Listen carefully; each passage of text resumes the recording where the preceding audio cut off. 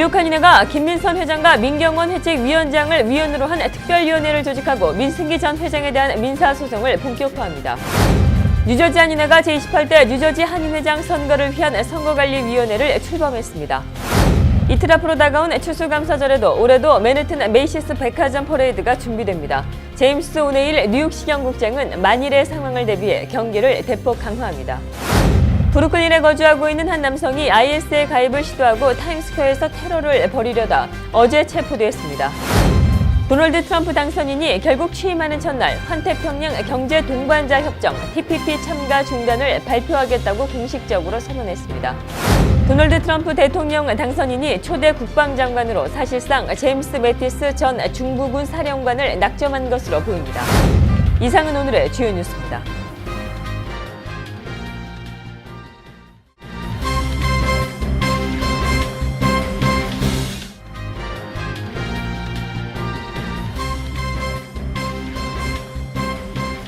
시청자 여러분 안녕하십니까? 11월 22일 KBTV 뉴스9 시작합니다. 오늘 첫 소식입니다.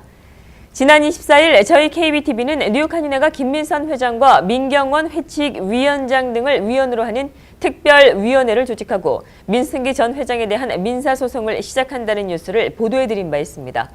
뉴욕 한인회가 오늘 기자회견을 열어 이를 공식화하고 변호사를 선임했습니다. 윤나리 기자가 취재했습니다. 지난 14일 뉴욕 한인회는 김민선 회장과 민경원 회칙위원장 등을 위원으로 민승기 전 회장에 대한 민사 소송을 진행하는 특별위원회를 구성했습니다.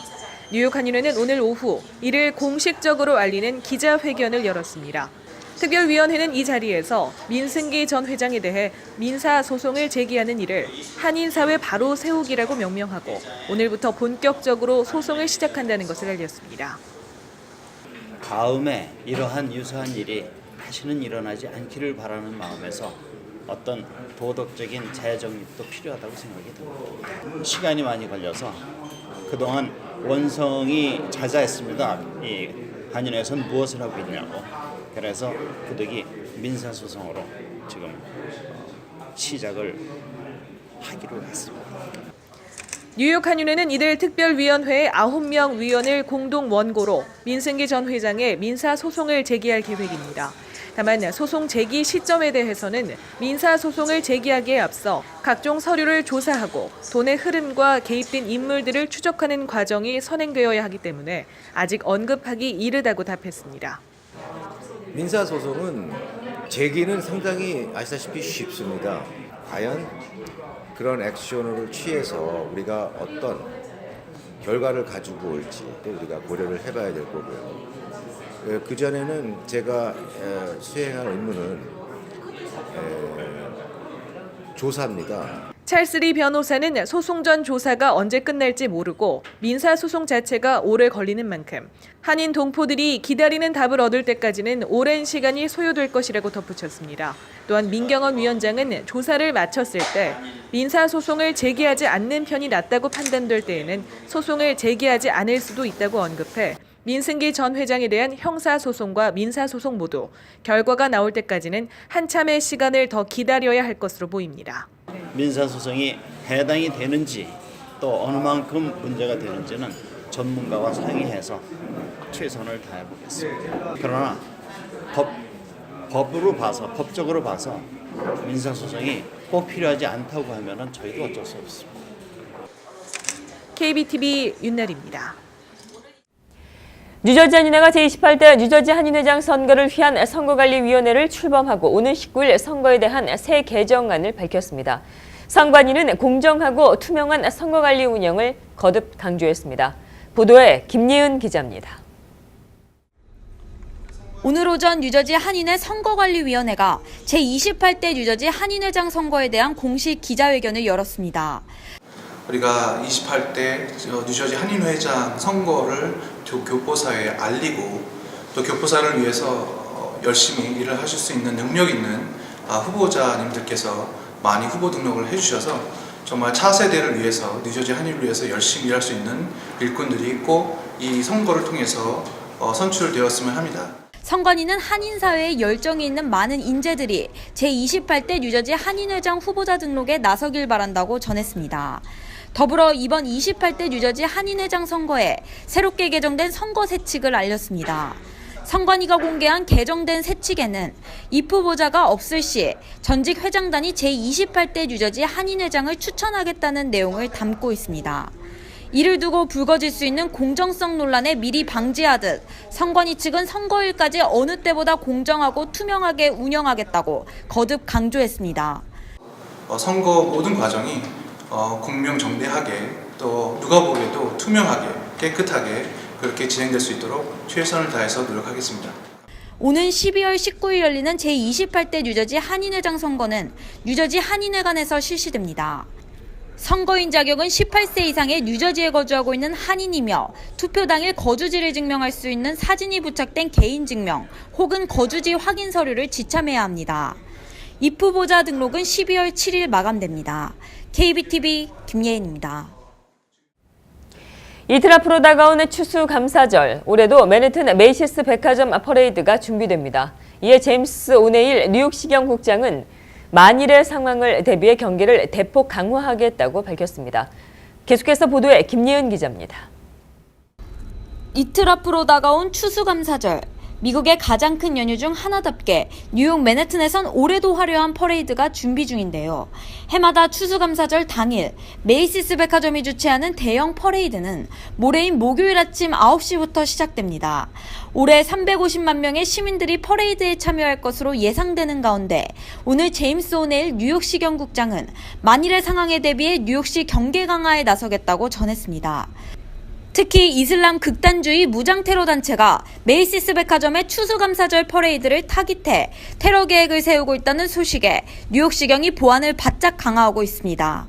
현재까지 구체적인 테러 정보는 확인된 바가 없지만 이날 뉴욕시경과 테러 방지 대책팀이 합동으로 퍼레이드가 열리는 맨해튼 부근 대대적인 경계에 나설 전망입니다. KBTV 김예인입니다. 이런 가운데 브루클린에 거주하고 있는 한 남성이 IS 가입을 시도하고 타임스퀘어에서 테러를 벌이려다 어제 체포됐습니다. 특히 이 남성이 타임스퀘어에서 시도하려고 했던 테러는 지난 여름 프랑스 니스에서 86명을 사망에 이르게 한 트럭 테러였던 것으로 밝혀졌습니다. 37살의 모하메드 라픽 라지는 지난 2014년 12월 달부터 테러리스트를 물질적으로 지원하고 IS에 가입을 시도하려 한 혐의를 받고 있습니다. 고소장에 따르면 그는 터키와 예멘 등을 통해 여러 번 IS 가입을 시도해왔습니다. 나지는 예멘 출생으로 현재 미시민권자로 알려졌습니다. 2015년부터 그는 테러 조직에 가담하려는 의지를 보여왔던 것으로 파악됩니다. 뉴욕 대학교가 학생들의 생활비 감소를 위해 노인들과 방을 공유하는 방안을 추진 중입니다. 뉴욕 대학교는 기숙사비만 1년에 $10,000에서 $18,000에 이릅니다. 해마다 계속해서 오르는 비용에 대학 측이 노령자와 학생들이 방을 공유하는 방안이 담긴 파일럿 프로그램 추진에 착수했습니다. 따라서 프로그램이 시행이 되면 학생들은 같은 학교 재학생이 아닌 노인과 룸메이트가 돼 생활합니다. 대학 측은 이 프로그램 도입이 학생 1명당 종전의 생활비에서 $5,000를 아낄 수 있다고 밝혔습니다. 현재 뉴욕 대학은 학교 주변에 거주하는 노령자 중에 집에 방이 비어 있어 이 프로그램에 참여해 관심 있는 지원자를 물색하고 있습니다. 텍사스주 샌안토니오 경찰이 순찰차에서 교통 위반 딱지를 끊던 경관을 저격 살해한 용의자를 사건 발생 하루 만에 검거했습니다. 21일 윌리엄 맥버너스 샌안토니오 경찰국장은 기자회견에서 특수기동대팀이 이날 오후 10번 주간고속도로에서 차를 몰던 흑인 남성 용의자 오티스 타이론 맥케인을 체포했다고 발표했습니다. 맥케인은 전날 오전 샌안토니오 경찰국 인근 도로에서 순찰차에서 교통 위반 딱지를 작성 중이었던 20년차 베테랑 경관인 벤저민 마커니를 총으로 살해한 뒤에 달아난 혐의를 받고 있습니다. 도널드 트럼프 당선인이 결국 취임하는 첫날 환태평양 경제 동반자 협정 TPP 참가 중단을 발표하겠다고 공식적으로 선언했습니다. 트럼프 당선인은 어제 인터넷에 영상 메시지를 공개하고 이 자리에서 TPP는 무역 분야에서 미국의 잠재적인 재앙이 될 것이라고 밝히고 여기에서 물러난다고 통보할 것이라고 발표했습니다. 트럼프 당선인은 대신에 미국의 일자리와 산업을 되돌려줄 공정한 양자 무역 협정을 협상하겠다고 덧붙였습니다. 트럼프 당선인은 미국이 우선이라는 자신의 핵심 정책 아래 이러한 결정을 내렸다고 설명하며 에너지 산업 분야 규제와 철폐, 각종 규제 완화와 미국인 일자리 감소를 막기 위한 비자 감독 강화 등 6대 원칙도 밝혔습니다. 트럼프 대통령 당선 이후 줄곧 뜨거운 감자였던 TPP는 미국과 일본이 주도해서 만든 다자 간의 무역 협정으로 중국을 제외한 아시아와 태평양 12개국이 참가합니다. 바락 오바마 대통령은 TPP를 아시아 회귀 정책의 일환으로 내세워왔고 일본은 중국을 견제하려는 측면에서 이를 적극적으로 추진해왔습니다. 도널드 트럼프 대통령 당선인이 초대 국방장관으로 사실상 제임스 매티스 전 중부 군사령관을 낙점한 것으로 보입니다. 트럼프 당선인은 20일 뉴욕타임즈 인터뷰에서 매티스 전 사령관을 국방장관 후보로 진지하게 고려하고 있다고 밝혔습니다. 매티스 전 사령관은 매드독이라는 별명이 보여주듯 대표적인 강경파 인사로 통합니다. 버락 오바마 정부의 최대 외교 치적 가운데 하나인 이란 핵 합의를 중동 지역의 안정을 해치는 주요 위협이라고 비판하고 오바마 정부의 군사 정책이 우유부단하다며 미군의 전력 증강을 역설해왔다는 점에서 트럼프 당선인과 코드가 잘 맞는 인물입니다. 뉴욕에 사는 도널드 트럼프 대통령 당선인의 경호 예산이 뉴욕시의 새로운 고민거리로 떠올랐습니다. 트럼프 당선인이 내년 1월 20일 취임하기 전까지 맨해튼에 있는 트럼프 빌딩 내 거처에서 머물 예정인데다 백악관에 들어가더라도 정기적으로 이 집을 찾을 예정이기 때문입니다. 게다가 부인인 멜라니아 여사와 10살인 아들 베런이 학교 문제 때문에 당장 백악관에 입주하지 않고 뉴욕에서 계속 살 예정이어서 지속적으로 경찰의 보호가 뒷받침돼야 할 상황에 놓여 있습니다. 이 같은 상황에 큰 문제로 떠오른 것은 트럼프 일가의 경호에 하루에 100만 달러가 넘는 시 예산이 들어가고 있다는 것입니다. 또 교통 대란에 따른 시민들의 불편도 문제점으로 꼽히고 있습니다. 트럼프 당선인이 머무는 맨해튼 5번가 주변에 경찰이 바리케이트를 세우고 철통 경계에 들어가면서 연중 복잡한 5번가가 더 북새통이 됐다는 불만이 나오고 있습니다. 토요타 자동차가 미국에서 판매된 시에나 승합차 74만 4천 대에 대해 주행 중 문 열림 우려를 방지하기 위한 리콜을 실시한다고 미 도로교통안전국이 발표했습니다. 리콜 대상은 2011년식부터 2016년식까지로 토요타는 내년 1월 중순까지 리콜 대상 차량의 차주들에게 리콜 사실을 통보할 예정입니다. 이번 리콜을 통해 차량 소유자들은 차량 양쪽 슬라이딩 도어 손잡이가 열림 상태일 때 이 문을 열고 닫는 모터의 퓨즈가 끊어지면 차량이 주행 중임에도 문이 열릴 수 있는 결함을 수선할 수 있게 됩니다. 계속해서 한국 소식 이어집니다. 현재 정부 최대 권력형 비리 의혹의 중심에 선 박근혜 대통령에 대한 탄핵 시계가 빨라지고 있습니다. 야권은 가급적 빨리 탄핵안을 처리키로 한 방침에 따라 이르면 이달 30일 탄핵 소추안을 발의하고 다음 달 1일 국회 본회의 보고와 2일 표결에 들어갈 것으로 보입니다.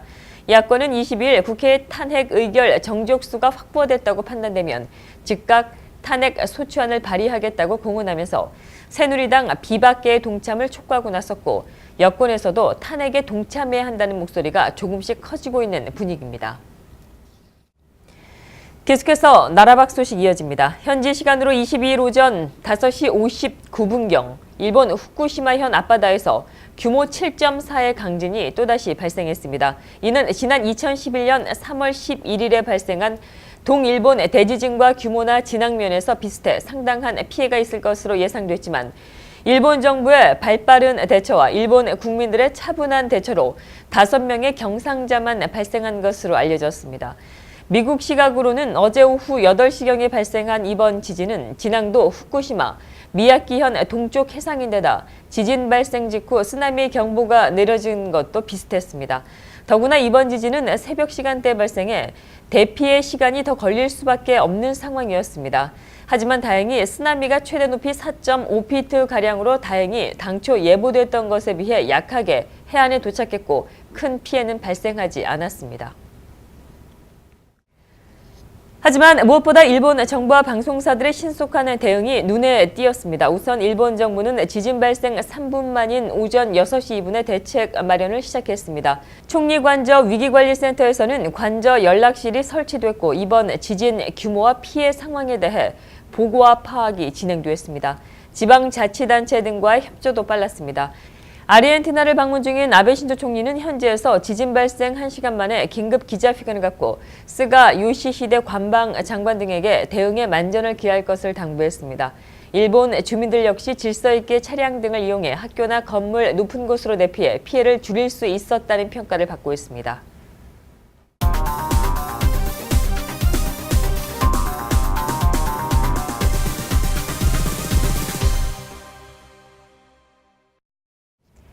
도널드 트럼프 차기 행정부가 펼칠 것으로 예상되고 있는 이민 규제 정책에 많은 이민자들이 불안감을 가지고 있습니다. 오늘 포커스인 시간은 어제 민권센터에 이어 시민참여센터 김동찬 대표 전화로 연결해 트럼프 당선인 진영의 반이민 발언으로 촉발이 된 주민 불안 해소에 대해 얘기를 나눠보는 시간 갖겠습니다. 먼저 앤드루 쿠오모 뉴욕 주지사와 빌 드블라지오 뉴욕시장이 잇따라 이민자 보호를 공개 다짐하고 있습니다. 하지만 여전히 서류 미비자들의 불안감은 해결되지 않고 있습니다. 시민 참여로도 전화 문의가 많다고 합니다. 이에 대해 듣겠습니다. 사실 이제 서류 미비 신분에 있는 분들이 조용히 전화를 많이 하십니다. 그리고 또 다카 청소년 추방 유예 혜택을 입고 이제 일을 하고 있고 학교를 다니고 있는 이런 자녀를 둔 부모님들이 전화를 많이 하시는데 사실 부모님들이 되게 안타까운 심정으로 이제 문의도 하시고 그러고 있습니다.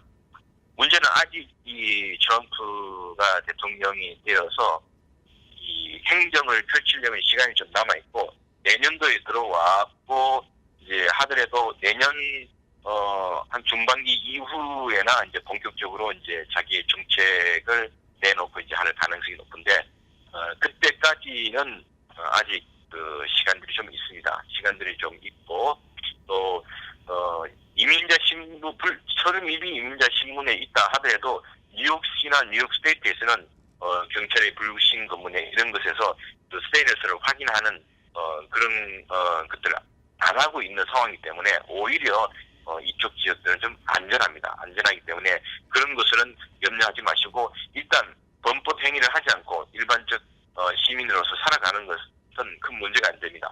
단 다카 문제는 이제 내년도에 이제 트럼프가 대통령이 되고 지금 행정명령을 갱신을 해야 되는데 트럼프가 갱신을 하지 않을 경우가 발생하는 거죠.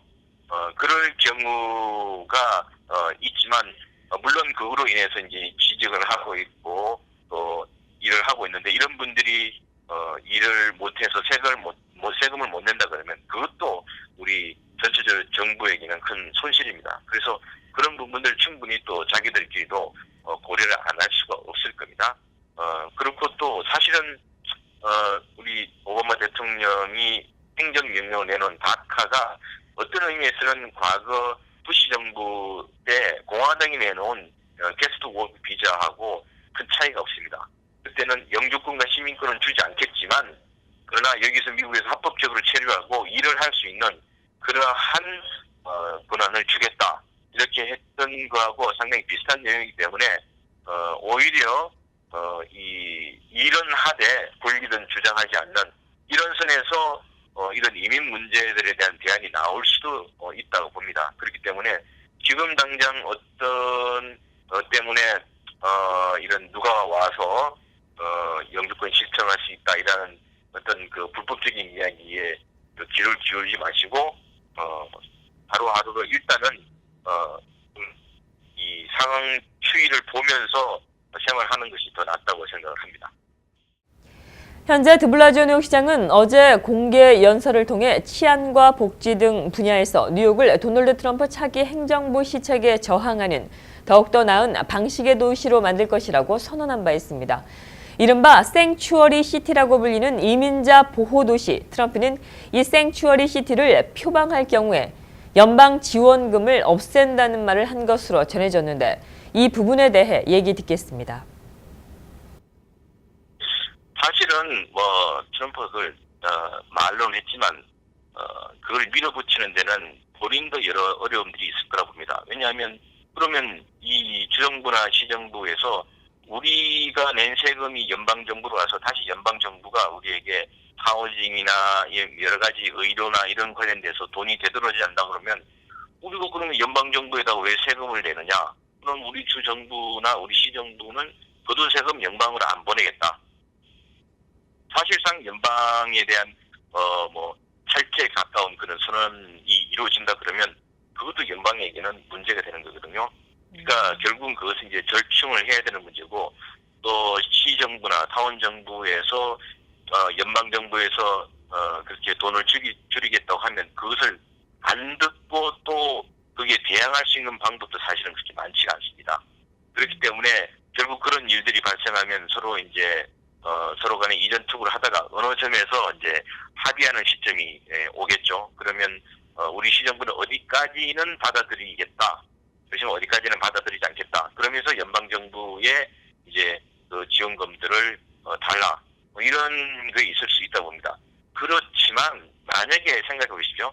이런 내년도에 이제 시장과 감사원장 또 공익오원관을 비롯한 모든 시의원들을 뽑는 게 뉴욕시티에서 이제 진행이 되는데 이때 그야말로 확고한 친인민자적 입장을 가진 사람이 아닌 사람이 시장이 된다든지 했을 경우는 분명히 연방정부의 압력에 굴해서 연방정부의 요청을 받아들일 가능성이 높습니다. 그렇기 때문에 그냥 우리가 남의 일이라고 바라보는 것이 아니라 내년도 시장 선거에서 또 시의원들 선거에서 우리가 얼마만큼 이민자들을 보호하는 정치인들을 선출하는가. 그게 앞으로 남은 관건이고 당장 트럼프가 대통령이 된다 하더라도 내년에 당장 실행을 할 수 없기 때문에 2년 정도 가면서 이런 일들이 아마 진행이 될 겁니다. 그러면 내년 선거에서 올바른 시장을 선출해내는 것이 무엇보다 중요하다고 볼 수 있습니다.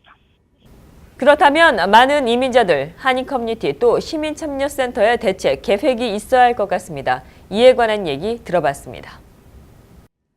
예, 일단은 우리가 매년 선거를 할 때마다 지금 가장 급한 것이 우리 이민자들의 상황이 제일 중요합니다. 우리 한인 커뮤니티도 그런 미비 상태로 있는 이민자이지만 우리의 이웃으로 살아왔고 또 우리와 같이 경제 활동을 하는 대단히 중요한 우리의 동포들입니다. 이분들이 사라지면 우리 한인 커뮤니티 경제도 상당히 위축될 수밖에 없거든요.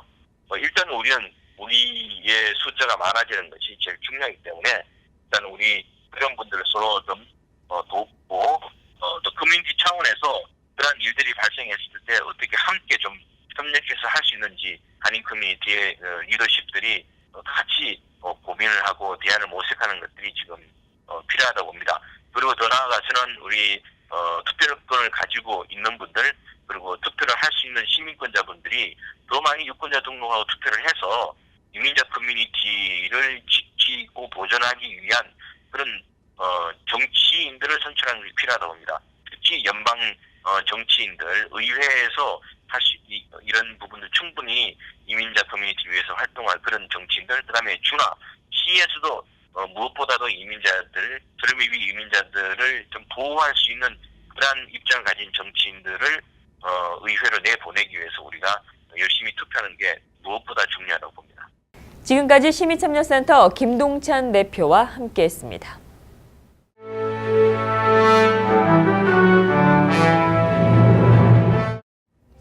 11월 22일 사건과 사고입니다.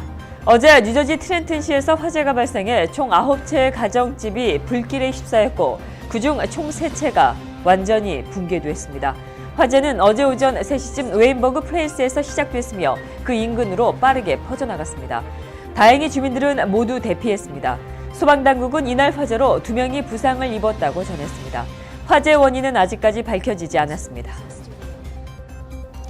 지난 주말 한 남성이 아기가 타 있는 차를 그대로 훔쳤다가 아기가 타 있는 상태로 차를 버려두고 달아나는 일이 있었습니다.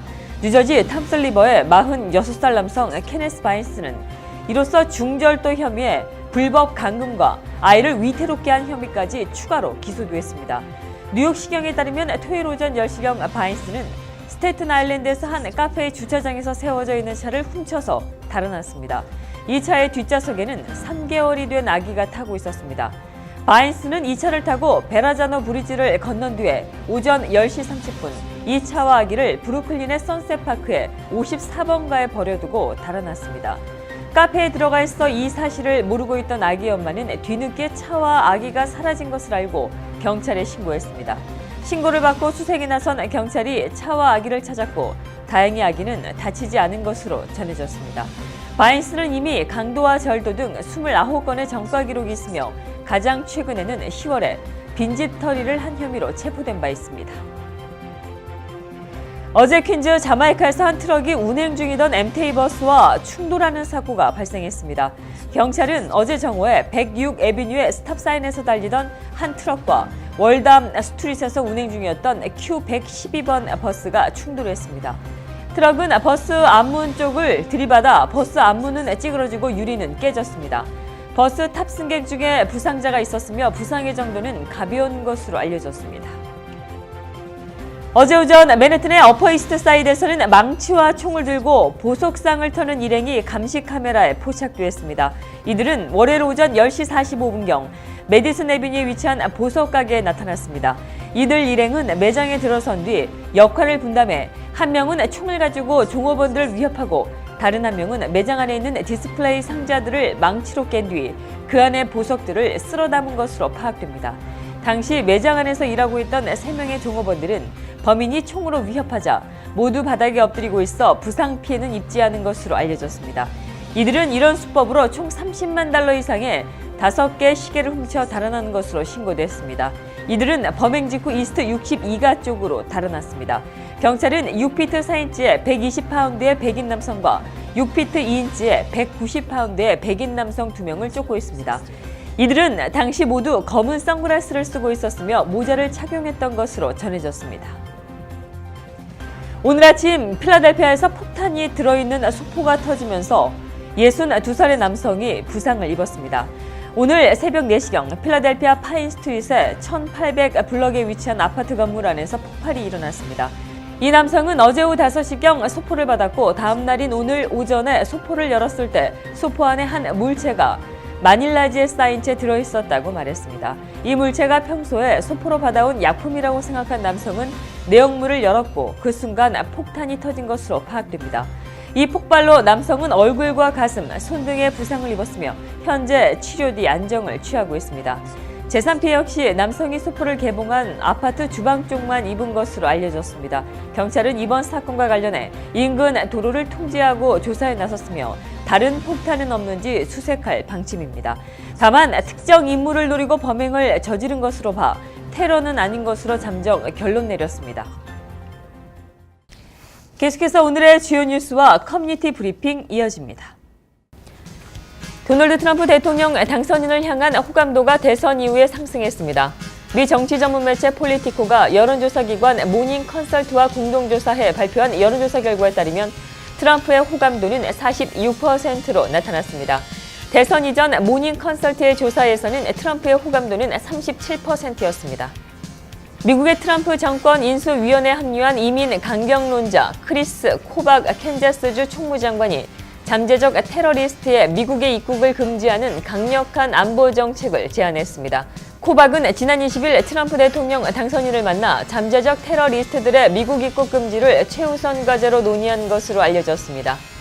도널드 트럼프 대통령 당선인의 대선 기간 최대 우군이었다가 정권 인수위원장으로 발탁됐지만 결국 부위원장으로 강등되는 등 롤러코스터를 탔던 크리스 주지사가 결국 트럼프 내각으로의 진출을 단념하고 남은 주지사 임기에 전념하겠다는 공식 입장을 밝혔습니다. 법무장관 유력 후보로 거론됐었던 그는 선출직으로서 뉴저지 주지사 임무를 완수해야 하는 나의 의무감을 당선인이 이해할 것으로 생각한다고 덧붙였습니다. 캐나다가 오는 2030년도까지 석탄을 사용하는 화력 발전소를 조기 퇴출하기로 했습니다. 캐서린 맥키나 환경부 장관은 21일 오타와에서 기자회견을 갖고 현재 전체 전기 생산의 80%가 수력이나 원자력, 풍력, 태양광 등 청정에너지원으로 이루어지고 있다며 오는 2030년도까지 이를 90%까지 끌어올릴 것이라고 밝혔습니다. 일본의 지방마을에서 지역사를 홍보하기 위해 주먹밥 빨리 먹기 대회를 열었다가 참가자가 숨지는 사고가 발생했습니다. 20일 일본 전국 농업협동조합 중앙회의 동비와코 지사가 지난 13일에 개최한 주먹밥 빨리 먹기 대회에서 28살 남성 참가자가 주먹밥을 먹다가 목에 걸려 병원에 옮겨졌으나 사흘 만에 숨졌습니다.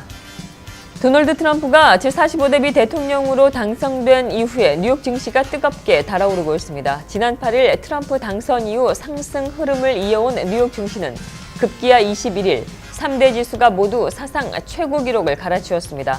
다우존스 30 산업평균 지수는 0.47, 스탠더드 앤드 푸어스 500 지수는 0.75%, 나스닥 지수는 0.89%가 각각 올랐습니다. 3대 지수가 동시에 사상 최고를 기록한 것은 8월 15일 이후 처음입니다.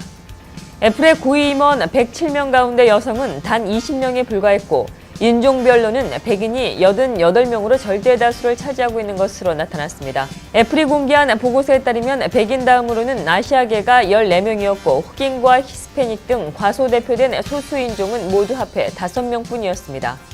GE가 코네티컷주 페어필드에 글로벌 본부를 매각하는 것은 세금을 줄이기 위해서입니다.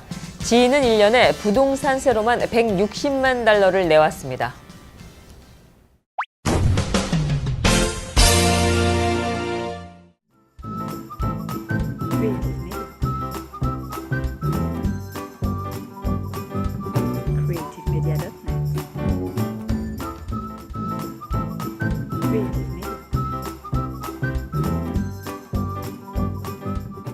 계속해서 환율과 증시 이어집니다.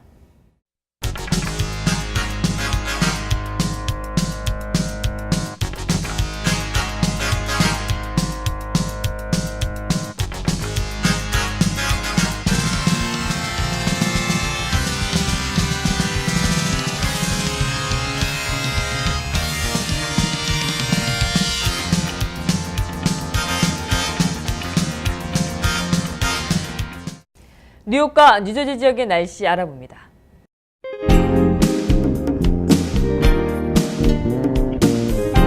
오늘 이렇게 두터운 외투를 입고도 춥다고 느끼신 분들 많았을 것 같습니다. 겨울이 실감날 정도로 바람이 차갑습니다. 밤사이 기온이 32도까지 내려가 무척 춥겠습니다.